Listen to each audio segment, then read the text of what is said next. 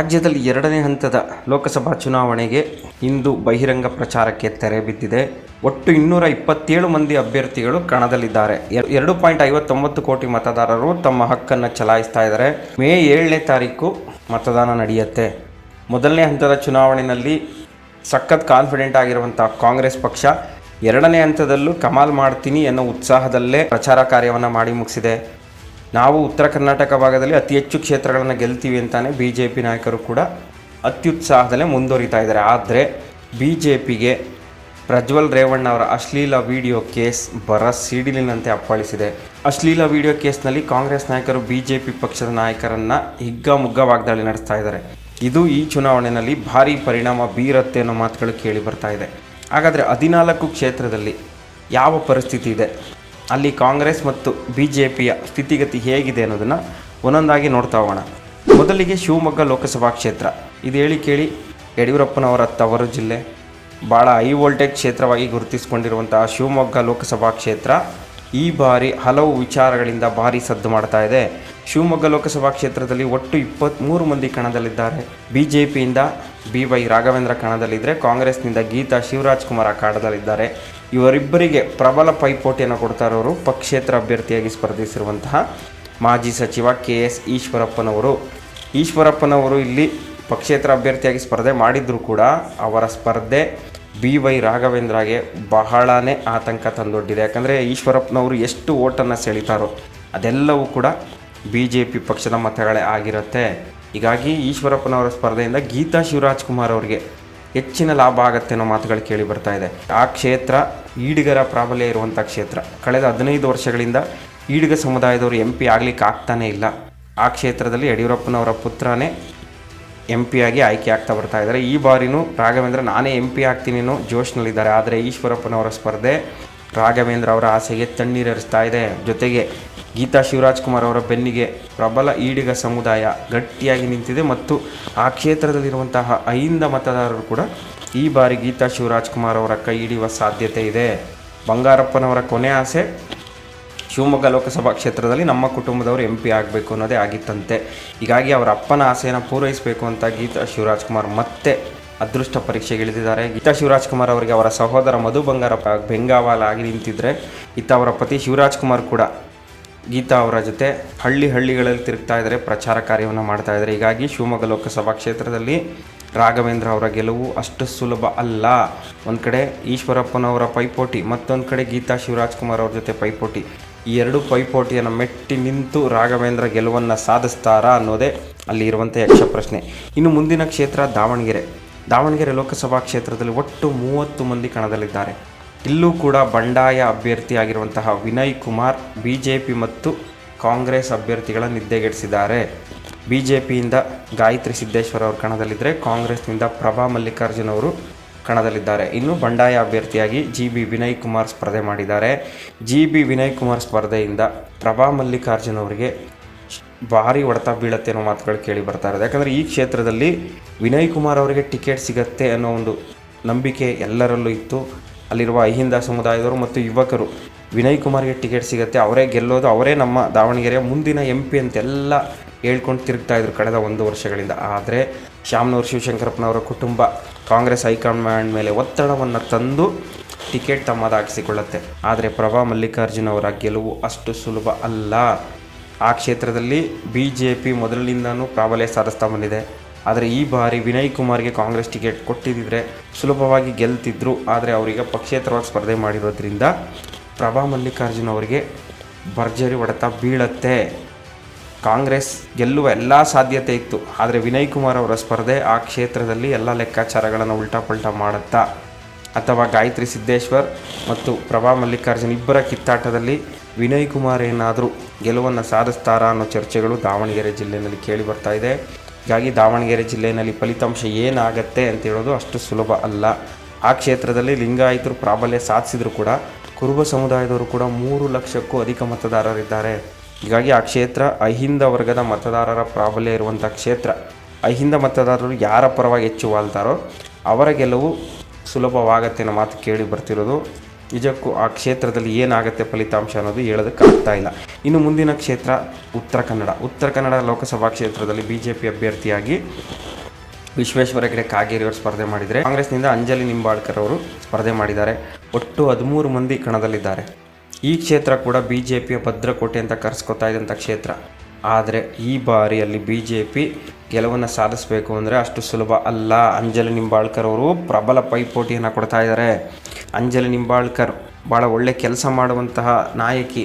ಅಂಥವರನ್ನು ಗೆಲ್ಲಿಸಿದ್ರೆ ನಮ್ಮ ಕ್ಷೇತ್ರದ ಕೆಲಸ ಕಾರ್ಯ ಸುಲಭವಾಗಿ ನಡೆಯುತ್ತೆ ಅಂತ ಅಹಿಂದ ವರ್ಗದ ಮತದಾರರು ಹೇಳ್ತಾ ಇದ್ದಾರೆ. ಜೊತೆಗೆ ಆ ಕ್ಷೇತ್ರದಲ್ಲಿ ಅನಂತಕುಮಾರ್ ಹೆಗಡೆಗೆ ಟಿಕೆಟ್ ಸಿಗುತ್ತೆ ಅಂತ ಅವರು ಬೆಂಬಲಿಗರು ಅಂದ್ಕೊಂಡಿದ್ರು. ಆದರೆ ಅನಂತಕುಮಾರ್ ಹೆಗಡೆಗೆ ಟಿಕೆಟ್ ಮಿಸ್ ಆಗಿರೋದ್ರಿಂದ BJP ಅಭ್ಯರ್ಥಿಯಾಗಿರುವಂತಹ ವಿಶ್ವೇಶ್ವರ ಹೆಗಡೆ ಕಾಗೇರಿಗೆ ಒಳೆಯಟ್ಟಿನ ಆತಂಕ ಶುರುವಾಗಿದೆ.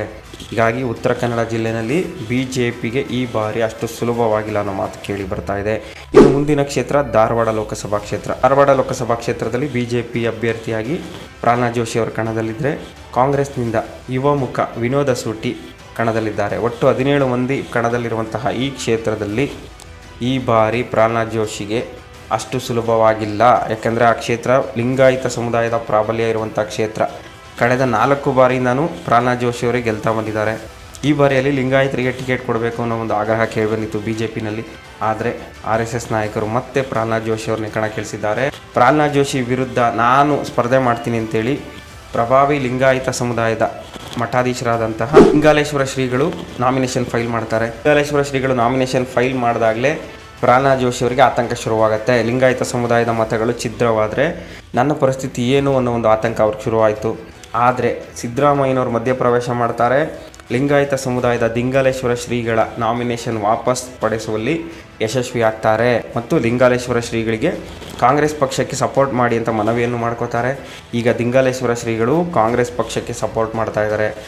ಹಳ್ಳಿಗಳಲ್ಲಿ ತಿರುಗ್ತಾ ಇದ್ದಾರೆ. ಹಳ್ಳಿಗಳಲ್ಲಿ ಹೋಗಿ ಲಿಂಗಾಯತ ಸಮುದಾಯದ ಮತದಾರರ ಮೇಲೆ ಪ್ರಭಾವವನ್ನು ಬೀರಿ ಈ ಬಾರಿ ಕಾಂಗ್ರೆಸ್ ಪಕ್ಷಕ್ಕೆ ಮತ ಕೊಡಿ ಅಂತೆಲ್ಲ ಪ್ರಚಾರ ಮಾಡ್ತಾ ಇರೋದು ಪ್ರಹ್ಲಾದ್ ಜೋಶಿ ಅವರ ನಿದ್ದೆಗೆಡಿಸಿದೆ. ಹೀಗಾಗಿ ಆ ಕ್ಷೇತ್ರದಲ್ಲಿ ಅಹಿಂದ ಸಮುದಾಯದ ವಿನಯ ಸೂಟಿ ಕೂಡ ಪ್ರಬಲವಾದ ಪೈಪೋಟಿಯನ್ನು ಕೊಡ್ತಾ ಇದ್ದಾರೆ.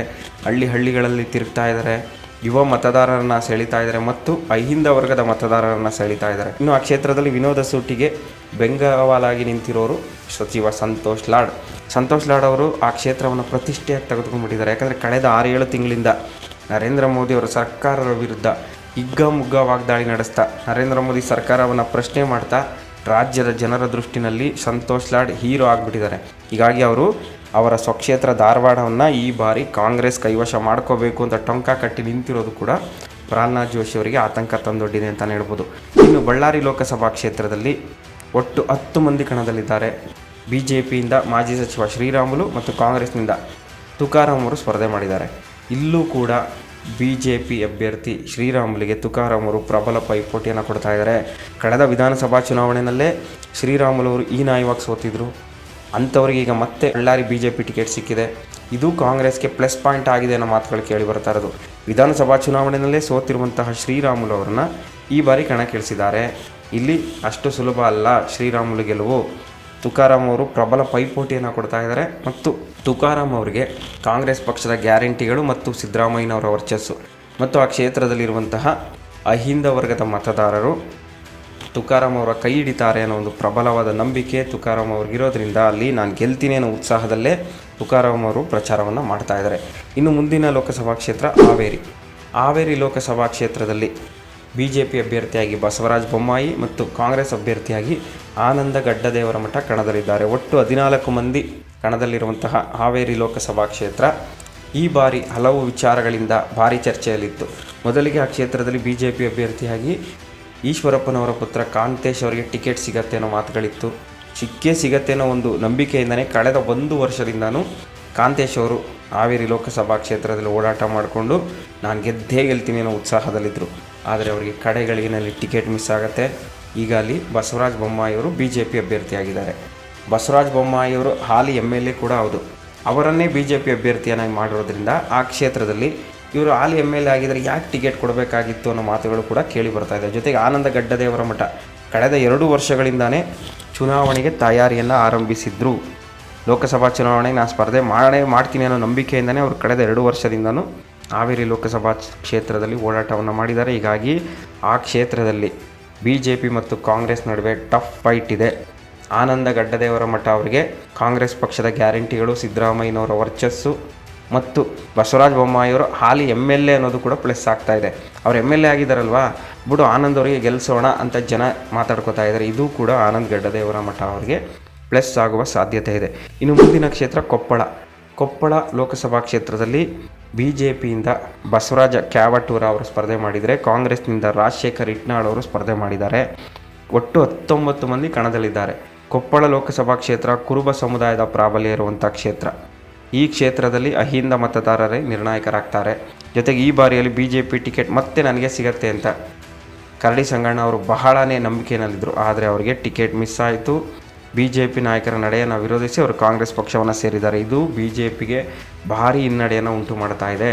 ಕರಡಿ ಸಂಗಣ್ಣ ಅವರು ಕಾಂಗ್ರೆಸ್ ಪಕ್ಷವನ್ನು ಸೇರಿರೋದ್ರಿಂದ ಕಾಂಗ್ರೆಸ್ ಪಕ್ಷಕ್ಕೆ ಹೆಚ್ಚು ಬಲ ಬಂದಿದೆ. ಆ ಕ್ಷೇತ್ರದಲ್ಲಿ ಈ ಬಾರಿ ಕಾಂಗ್ರೆಸ್ ಪಕ್ಷವೇ ಫೇವರೇಟ್ ಆಗಿದೆ. ಕರಡಿ ಸಂಗಣ್ಣ ಅವರು ಕಾಂಗ್ರೆಸ್ ಪಕ್ಷವನ್ನು ಸೇರಿದ್ದಾರೆ. ಹಾಗೆ ಅಲ್ಲಿ ಬಸವರಾಜ ಕ್ಯಾವಟೂರ ಅವರ ಗೆಲುವು ಅಷ್ಟು ಸುಲಭ ಅಲ್ಲ ಅನ್ನೋ ಮಾತುಗಳು ಈಗ ಕೇಳಿ ಬರ್ತಾ ಇದೆ. ಇನ್ನು ಮುಂದಿನ ಲೋಕಸಭಾ ಕ್ಷೇತ್ರ ಬೀದರ್ ಲೋಕಸಭಾ ಕ್ಷೇತ್ರದಲ್ಲಿ BJP ಅಭ್ಯರ್ಥಿಯಾಗಿ ಅಲ್ಲಿ ಕೇಂದ್ರ ಸಚಿವರು ಆಗಿರುವಂತಹ ಭಗವಂತ್ ಖೂಬಾ ಅವರು ಕಣದಲ್ಲಿದ್ದಾರೆ. ಕಾಂಗ್ರೆಸ್ನಿಂದ ಯುವ ಮುಖ ಸಾಗರ್ ಖಂಡ್ರೆಗೆ ಟಿಕೆಟ್ ಕೊಡಲಾಗಿದೆ. 26 ವರ್ಷದ ಸಾಗರ್ ಖಂಡ್ರೆ ಭಗವಂತ್ ಖೂಬಾ ಅವರಿಗೆ ಪ್ರಬಲ ಪೈಪೋಟಿಯನ್ನು ಕೊಡ್ತಾ ಇದ್ದಾರೆ. ಮೊದಲಿಗೆ ಭಗವಂತ್ ಖೂಬಾ ಅವರೇ ಸಾಗರ್ ಖಂಡ್ರೆ ನನಗೇನು ಅಲ್ಲವೇ ಅಲ್ಲ, ಆರಾಮಾಗಿ ಗೆಲ್ಬೋದು ಅಂದ್ಕೊಂಡಿದ್ರು. ಆದರೆ ಸಾಗರ್ ಖಂಡ್ರೆಗೆ ಅವರ ತಂದೆ ಈಶ್ವರ್ ಖಂಡ್ರೆ ಅವರು ಬೆಂಗಾವಲಾಗಿ ನಿಂತಿದ್ದಾರೆ. ಈ ಭಗವಂತ್ ಖೂಬಾ ಅವರಿಗೆ ಪ್ರಬಲ ಪೈಪೋಟಿ ಎದುರಾಗ್ತಾ ಇದೆ. ಹೀಗಾಗಿ ಭಗವಂತ್ ಖೂಬಾ ಅವರು ಪ್ರತಿ ಬಾರಿಯಂತೆ ಈ ಬಾರಿ ಗೆಲುವು ಅಷ್ಟು ಸುಲಭ ಅಲ್ಲ. ಗೆಲುವಿಗಾಗಿ ಸಖತ್ ಬೆವರು ಹರಿಸಬೇಕಾದಂಥ ಸ್ಥಿತಿ ಇದೆ. ಇನ್ನು ಮುಂದಿನ ಕ್ಷೇತ್ರ ರಾಯಚೂರು ಲೋಕಸಭಾ ಕ್ಷೇತ್ರದಲ್ಲಿ BJPಯಿಂದ ಹಾಲಿ MP ಆಗಿರುವಂತಹ ರಾಜ ಅಮರೇಶ್ವರ ನಾಯಕ್ ಅವರು ಸ್ಪರ್ಧೆ ಮಾಡ್ತಾ ಇದ್ದಾರೆ. ಕಾಂಗ್ರೆಸ್ನಿಂದ ಮಾಜಿ IAS ಅಧಿಕಾರಿ ಕುಮಾರ್ ನಾಯಕ್ ಅವರು ಕಣದಲ್ಲಿದ್ದಾರೆ. ಈ ಕ್ಷೇತ್ರದಲ್ಲಿ ಒಟ್ಟು 8 ಮಂದಿ ಕಣದಲ್ಲಿದ್ದಾರೆ. ಇದು ಕೂಡ ಅಹಿಂದ ಪ್ರಾಬಲ್ಯ ಇರುವಂಥ ಕ್ಷೇತ್ರ. ರಾಜ ಅಮರೇಶ್ವರ ನಾಯಕ ನಾನು ಗೆಲ್ತೀನಿ ಅನ್ನೋ ಉತ್ಸಾಹದಲ್ಲಿದ್ದಾರೆ. ಆದರೆ ಕುಮಾರ್ ನಾಯಕ್ ಅವರು IAS ಅಧಿಕಾರಿ ಆಗಿರೋದ್ರಿಂದ, ವಿದ್ಯಾವಂತರು ಆಗಿರೋದ್ರಿಂದ ಅಲ್ಲಿನ ಜನ ಕುಮಾರ್ ನಾಯಕ್ ಪರವಾಗಿಯೇ ಹೆಚ್ಚು ಒಲವನ್ನು ತೋರಿಸ್ತಾ ಇದ್ದಾರೆ. ಮತ್ತು ಸಿದ್ದರಾಮಯ್ಯನವರ ಸರ್ಕಾರದ 5 ಯೋಜನೆಗಳ ಕಾರಣದಿಂದ ಅಲ್ಲಿನ ಅಹಿಂದ ಮತದಾರರು ಮತ್ತು ಹೆಂಗಸರು ಕಾಂಗ್ರೆಸ್ ಪಕ್ಷದತ್ತ ವಾಲುವಂತಹ ಎಲ್ಲ ಸಾಧ್ಯತೆ ಇದೆ. ಹೀಗಾಗಿ ಅಲ್ಲಿ ಹಾಲಿ ಸಂಸದರಾಗಿರುವಂತಹ ರಾಜ ಅಮರೇಶ್ವರ ನಾಯಕ್ ಅವರಿಗೆ ಹೊಸ ಕ್ಯಾಂಡಿಡೇಟ್ ಕುಮಾರ್ ನಾಯಕ್ ಅವರು ಪ್ರಬಲ ಪೈಪೋಟಿಯನ್ನು ಕೊಡ್ತಾ ಇದ್ದಾರೆ. ಇನ್ನು ಮುಂದಿನ ಲೋಕಸಭಾ ಕ್ಷೇತ್ರ ಕಲಬುರಗಿ ಲೋಕಸಭಾ ಕ್ಷೇತ್ರದಲ್ಲಿ BJP ಅಭ್ಯರ್ಥಿಯಾಗಿ ಉಮೇಶ್ ಜಾಧವ್ ಕಣದಲ್ಲಿದ್ದರೆ, ಕಾಂಗ್ರೆಸ್ನಿಂದ ಮಲ್ಲಿಕಾರ್ಜುನ್ ಖರ್ಗೆ ಅವರ ಅಳಿಯ ರಾಧಾಕೃಷ್ಣ ಕಣದಲ್ಲಿದ್ದಾರೆ. ಕಳೆದ ಬಾರಿನೇ ಇಲ್ಲಿ ಕಾಂಗ್ರೆಸ್ ಗೆಲ್ಲುತ್ತೆ ಅನ್ನೋ ಒಂದು ನಂಬಿಕೆ ಇತ್ತು. ಮಲ್ಲಿಕಾರ್ಜುನ್ ಖರ್ಗೆ ಅವರು ನನ್ನ ಸೋಲು ಸಾಧ್ಯವೇ ಇಲ್ಲ, ನಾನು ಗೆಲ್ತೀನಿ ಅನ್ನೋ ಉತ್ಸಾಹದಲ್ಲಿದ್ದರು. ಆದರೆ ಕಳೆದ ಬಾರಿ ಮಲ್ಲಿಕಾರ್ಜುನ್ ಖರ್ಗೆ ಅವರು ಹೀನಾಯವಾಗಿ ಸೋಲ್ತಾರೆ. ಆ ಸೋಲನ್ನು ಮರಿಬೇಕು ಅಂದರೆ ಈ ಬಾರಿ ರಾಧಾಕೃಷ್ಣ ಅವ್ರನ್ನ ಗೆಲ್ಲಿಸಬೇಕು ನೀವು ಅಂತೇಳಿ ಭಾವನಾತ್ಮಕವಾಗಿ ಮಲ್ಲಿಕಾರ್ಜುನ್ ಖರ್ಗೆ ಅವರು ಭಾಷಣ ಮಾಡಿದ್ದಾರೆ. ನಮ್ಗೆ ಓಟ್ ಹಾಕ್ತಾ ಇದ್ರು ಪರವಾಗಿಲ್ಲ, ಅಟ್ಲೀಸ್ಟ್ ನಾನು ಸತ್ತಾಗ ನನ್ನ ಮುಖನಾರು ನೋಡೋಕ್ಕೆ ಬನ್ನಿ ಅಂತೇಳಿ ಜನಗಳಿಗೆ ಅವ್ರು ಕರೆ ಕೊಟ್ಟಿರೋದು ಈ ಬಾರಿ ಅತಿ ಹೆಚ್ಚು ವರ್ಕೌಟ್ ಆಗ್ತಾ ಇದೆ ಅನ್ನೋ ಮಾತು ಕೇಳಿ ಬರ್ತಾ ಇದೆ. ಇನ್ನು ಮುಂದಿನ ಕ್ಷೇತ್ರ ವಿಜಯಪುರ ಲೋಕಸಭಾ ಕ್ಷೇತ್ರದಲ್ಲಿ BJPಯಿಂದ ರಮೇಶ್ ಜಿಗಜಿಣಗಿ ಸ್ಪರ್ಧೆ ಮಾಡಿದರೆ, ಕಾಂಗ್ರೆಸ್ನಿಂದ ರಾಜು ಅಲ್ಗೂರು ಅವರು ಸ್ಪರ್ಧೆ ಮಾಡಿದ್ದಾರೆ. ಒಟ್ಟು 8 ಮಂದಿ ಕಣದಲ್ಲಿದ್ದಾರೆ. ರಮೇಶ್ ಜಿಗಜಿಣಗಿ ಹಳೆ ಹುಲಿ, ಆದರೆ ಕಾಂಗ್ರೆಸ್ನಿಂದ ಸ್ಪರ್ಧೆ ಮಾಡಿರುವಂತಹ ರಾಜು ಅಲ್ಗೂರು ಅವರು ಇದೇ ಮೊದಲ ಬಾರಿ ಚುನಾವಣೆಯನ್ನು ಎದುರಿಸ್ತಾ ಇರೋದು. ಹೀಗಾಗಿ ಇಲ್ಲಿ BJP ಅಭ್ಯರ್ಥಿ ಭಾಳ ಉತ್ಸಾಹದಲ್ಲೇ ಓಡಾಡ್ತಾ ಇದ್ದಾರೆ. ನನ್ನಂಥ ಹಳೆ ಹುಲಿಗೆ ಯಾರು ಸೋಲ್ಸೋಕ್ಕಾಗತ್ತೆ, ರಾಜು ಅಲ್ಗೂರು ಏನೇನೂ ಅಲ್ಲ ಅಂತಾನೆ ರಮೇಶ್ ಜಿಗಜಿಣಿಗೆ ಅಂದ್ಕೊಂಡಿದ್ರು. ಆದರೆ ರಾಜು ಅಲ್ಗೂರು ಅವರು ಕಳೆದ 1 ವರ್ಷಗಳಿಂದನೇ ಚುನಾವಣೆಗೆ ತಯಾರಿಯನ್ನು ಆರಂಭಿಸಿದರು. ಹೀಗಾಗಿ ಅಲ್ಲಿ ರಮೇಶ್ ಜಿಗಜಿಣಿಗೆ ಪ್ರಬಲ ಪೈಪೋಟಿಯನ್ನು ಕೊಡ್ತಾ ಇದ್ದಾರೆ. ಸಿದ್ದರಾಮಯ್ಯನವರ ವರ್ಚಸ್ಸು ಮತ್ತು ಸರ್ಕಾರದ 5 ಗ್ಯಾರಂಟಿಗಳ ಕಾರಣದಿಂದ ಕಾಂಗ್ರೆಸ್ ಪಕ್ಷ ಉತ್ಸಾಹದಲ್ಲೇ ಪ್ರಚಾರವನ್ನು ಮಾಡ್ತಾ ಇದೆ. ವಿಜಯಪುರ ಲೋಕಸಭಾ ಕ್ಷೇತ್ರದಲ್ಲಿ ಕಾಂಗ್ರೆಸ್ ಮತ್ತು BJP ನಡುವೆ ಟಫ್ ಫೈಟ್ ಎದುರಾಗಿದೆ. ಇನ್ನು ಮುಂದಿನ ಲೋಕಸಭಾ ಕ್ಷೇತ್ರ ಬಾಗಲಕೋಟೆ ಲೋಕಸಭಾ ಕ್ಷೇತ್ರದಲ್ಲಿ ಒಟ್ಟು 22 ಮಂದಿ ಕಣದಲ್ಲಿದ್ದಾರೆ. BJPಯಿಂದ ಹಾಲಿ ಸಂಸದರು ಆಗಿರುವಂತಹ PC ಗದ್ದಿಗೌಡರ ಕಣದಲ್ಲಿದ್ದರೆ, ಕಾಂಗ್ರೆಸ್ನಿಂದ ಸಂಯುಕ್ತ ಪಾಟೀಲ್ ಅಖಾಡಕ್ಕಿಳಿದಿದ್ದಾರೆ. ಸಂಯುಕ್ತ ಪಾಟೀಲ್ಗೆ ಕಾಂಗ್ರೆಸ್ ಟಿಕೆಟ್ ಕೊಡ್ತಿದ್ದಾಗೇ ಬಂಡಾಯ ಭುಗಿಲೇಳುತ್ತೆ. ಪ್ರಬಲ ಟಿಕೆಟ್ ಆಕಾಂಕ್ಷಿಯಾಗಿದ್ದಂತಹ ವೀಣಾ ಕಾಶಪ್ಪನವರ್ ನಾನು ಪಕ್ಷೇತರವಾಗಿ ಸ್ಪರ್ಧೆ ಮಾಡ್ತೀನಿ ಅನ್ನೋ ತೀರ್ಮಾನಕ್ಕೆ ಬರ್ತಾರೆ. ಆದರೆ ಸಿದ್ದರಾಮಯ್ಯನವರ ಮಧ್ಯಪ್ರವೇಶದಿಂದ ವೀಣಾ ಕಾಶಪ್ಪನವರ ಮನವೊಲಿಸಿ ಈಗ ಸಂಯುಕ್ತ ಪಾಟೀಲ್ ಪರವಾಗಿ ವೀಣಾ ಕಾಶಪ್ಪನವರು ಪ್ರಚಾರ ಮಾಡ್ತಾ ಇರೋದು ಸಂಯುಕ್ತಾಗಿ ಆನೆ ಬಲ ತಂದುಕೊಟ್ಟಿದೆ ಅಂತಲೇ ಹೇಳ್ಬೋದು. ಈ ಕ್ಷೇತ್ರದಲ್ಲಿ ಲಿಂಗಾಯತರು ನಿರ್ಣಾಯಕರಾಗಿದ್ದರೆ, ಕುರುಬರು ಮತ್ತು ಪರಿಶಿಷ್ಟ ಜಾತಿಯವರು ಹೆಚ್ಚಿನ ಸಂಖ್ಯೆಯಲ್ಲಿದ್ದಾರೆ. ಹೀಗಾಗಿ ಈ ಕ್ಷೇತ್ರದಲ್ಲಿ ಅಹಿಂದ ಮತದಾರರೇ ನಿರ್ಣಾಯಕರಾಗ್ತಾರೆ. ಸಂಯುಕ್ತ ಪಾಟೀಲ್ ಅವರು ಸಿದ್ದರಾಮಯ್ಯನವರ ವರ್ಚಸ್ಸು ಮತ್ತು 5 ಗ್ಯಾರಂಟಿಗಳ ಕಾರಣದಿಂದ ನಾನೇ ಗೆಲ್ತೀನಿ ಅನ್ನೋ ಉತ್ಸಾಹದಲ್ಲಿದ್ದಾರೆ. ಅವರ ತಂದೆಗೆ ಸಂಯುಕ್ತ ಪಾಟೀಲ್ರವ್ರನ್ನ ಗೆಲ್ಲಿಸ್ಕೋಬೇಕಾದ ಅನಿವಾರ್ಯತೆ ಇದೆ. ಅವರೇನಾದರೂ ಸೋತ್ರೆ ಅವರ ಸಚಿವ ಸ್ಥಾನಕ್ಕೆ ಕುತ್ತು ಬರುವ ಸಾಧ್ಯತೆ ಇದೆ. ಹೀಗಾಗಿ ಶಿವಾನಂದ ಪಾಟೀಲ್ ಅವರು ತಮ್ಮ ಮಗಳನ್ನು ಗೆಲ್ಲಿಸ್ಕೊಳ್ಳೋದಕ್ಕೆ ಟೊಂಕ ಕಟ್ಟಿ ನಿಂತಿರೋದು ಸಂಯುಕ್ತ ಪಾಟೀಲ್ಗೆ ಮತ್ತಷ್ಟು ಬಲ ತಂದುಕೊಟ್ಟಿದೆ ಅಂತಲೇ ಹೇಳ್ಬೋದು. ಮುಂದಿನ ಕ್ಷೇತ್ರ ಬೆಳಗಾವಿ ಲೋಕಸಭಾ ಕ್ಷೇತ್ರ ಕೂಡ ಈ ಬಾರಿ ಹೈ ವೋಲ್ಟೇಜ್ ಕ್ಷೇತ್ರವಾಗಿ ಪರಿಣಮಿಸಿದೆ. ಮಾಜಿ CM ಜಗದೀಶ್ ಶೆಟ್ಟರ್ BJP ಅಭ್ಯರ್ಥಿಯಾಗಿದ್ದರೆ, ಕಾಂಗ್ರೆಸ್ನಿಂದ ಲಕ್ಷ್ಮೀ ಹೆಬ್ಬಾಳ್ಕರ್ ಅವರ ಪುತ್ರ ಮೃಣಾಲ್ ಅವರು ಕಣದಲ್ಲಿದ್ದಾರೆ. ಒಟ್ಟು 13 ಮಂದಿ ಕಣದಲ್ಲಿರುವಂತಹ ಬೆಳಗಾವಿ ಲೋಕಸಭಾ ಕ್ಷೇತ್ರದಲ್ಲಿ ಈ ಬಾರಿ ಜಗದೀಶ್ ಶೆಟ್ಟರ್ ಅವರಿಗೆ ಗೆಲುವು ಅಷ್ಟು ಸುಲಭ ಅಲ್ಲ.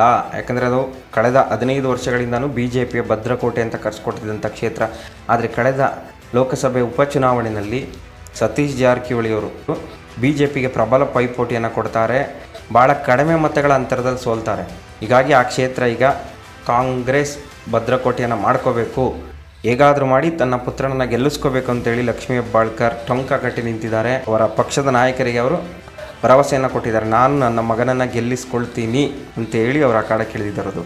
ಇನ್ನು ಜಗದೀಶ್ ಶೆಟ್ಟರ್ ಅವರು BJP ಅಭ್ಯರ್ಥಿ ಆಗಿರೋದಕ್ಕೂ ಹುಬ್ಬಳ್ಳಿ ಲೋಕಸಭಾ ಕ್ಷೇತ್ರದವರು ಕಾಂಗ್ರೆಸ್ ಪಕ್ಷವನ್ನು ಸೇರಿ ಮತ್ತೆ BJPಗೆ ಬಂದಿರುವಂಥವ್ರು. ಇವ್ರನ್ನ ಹೇಗೆ ನಂಬೋದು? ಇವರು ಟಿಕೆಟ್ ಕೊಡಲ್ಲ ಅಂದಾಗ BJP ವಿರುದ್ಧ ಮಾತಾಡ್ತಾರೆ, ಟಿಕೆಟ್ ಸಿಗುತ್ತೆ ಅಂತ ಗೊತ್ತಾದಾಗ BJP ಪರವಾಗಿ ಮಾತಾಡ್ತಾರಲ್ವ. ಇವ್ರಿಗೇನಾದರೂ ಪಾಠ ಕಲಿಸ್ಬೇಕು ಅಂತ ಅಲ್ಲಿನ ಮತದಾರರು ಏನಾದರೂ ತೀರ್ಮಾನ ಮಾಡ್ಕೊಂಡ್ಬಿಟ್ರೆ ಜಗದೀಶ್ ಶೆಟ್ಟರ್ ಅವರಿಗೆ ಹಿನ್ನಡೆಯಾಗುವ ಸಾಧ್ಯತೆ ಇದೆ. ಇನ್ನು ಮುಂದಿನ ಲೋಕಸಭಾ ಕ್ಷೇತ್ರ ಚಿಕ್ಕೋಡಿ ಲೋಕಸಭಾ ಕ್ಷೇತ್ರದಲ್ಲಿ BJP ಅಭ್ಯರ್ಥಿಯಾಗಿ ಅಣ್ಣಾ ಸಾಹೇಬ್ ಜೊಲ್ಲೆ ಕಣದಲ್ಲಿದ್ದರೆ, ಕಾಂಗ್ರೆಸ್ನಿಂದ ಸತೀಶ್ ಜಾರಕಿಹೊಳಿ ಪುತ್ರಿ ಪ್ರಿಯಾಂಕಾ ಅವರು ಕಣದಲ್ಲಿದ್ದಾರೆ. ಸತೀಶ್ ಜಾರಕಿಹೊಳಿ ಅವರಿಗೆ ಇದು ಭಾಳ ಪ್ರತಿಷ್ಠಿತ ಕ್ಷೇತ್ರ. ಅವರು ಹಠ ತೊಟ್ಟು ತನ್ನ ಮಗಳನ್ನು ಗೆಲ್ಲಿಸ್ತೀನಿ ಅಂತಾನೆ ಟಿಕೆಟ್ ತೊಗೊಂಡಿರೋದು. ಮೊದಲಿಗೆ ಅಲ್ಲಿ ಕುರುಬ ಸಮುದಾಯದವರಿಗೆ ಟಿಕೆಟ್ ಕೊಡಬೇಕು ಅನ್ನೋ ಮಾತಿತ್ತು. ಆದರೆ ಸತೀಶ್ ಜಾರಕಿಹೊಳಿ ಅವರ ಮಗಳನ್ನೇ ಕಣಕ್ಕಿಳಿಸಬೇಕು ಅಂತ ಸಿದ್ದರಾಮಯ್ಯನವರು ತೀರ್ಮಾನ ಮಾಡಿರೋದ್ರಿಂದ ಈಗ ಪ್ರಿಯಾಂಕಾ ಅವರು ಕಾಂಗ್ರೆಸ್ ಅಭ್ಯರ್ಥಿಯಾಗಿದ್ದಾರೆ. ಈಗ ಸತೀಶ್ ಜಾರಕಿಹೊಳಿ ಅವರಿಗೆ ಅವರ ಮಗಳನ್ನು ಗೆಲ್ಲಿಸಿಕೊಳ್ಳುವ ಅನಿವಾರ್ಯತೆ ಇದೆ. ಸೋತ್ರೆ ಸತೀಶ್ ಜಾರಕಿಹೊಳಿ ಅವರ ಇಮೇಜ್ಗೆ ಧಕ್ಕೆ ಆಗುತ್ತೆ. ಹೀಗಾಗಿ ಸತೀಶ್ ಜಾರಕಿಹೊಳಿ ಅವರು ತಮ್ಮ ಮಗಳನ್ನು ಗೆಲ್ಲಿಸಲೇಬೇಕು ಅಂತ ಹಠ ತೊಟ್ಬಿಟ್ಟಿದ್ದಾರೆ. ಮತ್ತು ಆ ಕ್ಷೇತ್ರದಲ್ಲಿ ಕಾಂಗ್ರೆಸ್ ಪರವಾದ ವಾತಾವರಣವೇ ಕಾಣ್ತಾ ಇದೆ ಅನ್ನೋ ಮಾತುಗಳು ಕೇಳಿ ಬರ್ತಾ ಇದೆ. ಒಟ್ಟಾರೆಯಾಗಿ ಹೇಳಬೇಕಂದ್ರೆ 2ನೇ ಹಂತದ ಲೋಕಸಭಾ ಚುನಾವಣೆಯಲ್ಲಿ ಕಾಂಗ್ರೆಸ್ ಪಕ್ಷ ಸ್ವಲ್ಪ ಉತ್ಸಾಹದಲ್ಲೇ ಮುನ್ನುಗ್ತಾ ಇದೆ ಅಂತ ಹೇಳ್ಬೋದು. ಆದರೆ BJPಗೆ ಪ್ರಜ್ವಲ್ ರೇವಣ್ಣ ಅವರ ಅಶ್ಲೀಲ ವಿಡಿಯೋ ಕೇಸ್ ಮತ್ತು ಕೊರೋನಾ ವ್ಯಾಕ್ಸಿನ್ ಹಾಗೂ ಕೇಂದ್ರ ಸರ್ಕಾರದ ವಿರುದ್ಧ ಬರ ಪರಿಹಾರದ ವಿಚಾರದಲ್ಲಿ ರಾಜ್ಯ ಸರ್ಕಾರಕ್ಕೆ ಸಿಕ್ಕಂಥ ಜಯ, ಎಲ್ಲ ವಿಚಾರಗಳು ಅಲ್ಲಿನ ಮತದಾರರ ಮೇಲೆ ಪ್ರಭಾವ ಬೀರ್ತಾ ಇದೆ ಅನ್ನೋ ಮಾತುಗಳು ಕೇಳಿ ಬರ್ತಾ ಇದೆ. ಅಂತಿಮವಾಗಿ ಯಾರ ಕೈ ಮೇಲಾಗುತ್ತೆ ಅನ್ನೋದು ಜೂನ್ 4ನೇ ತಾರೀಕು ಗೊತ್ತಾಗುತ್ತೆ.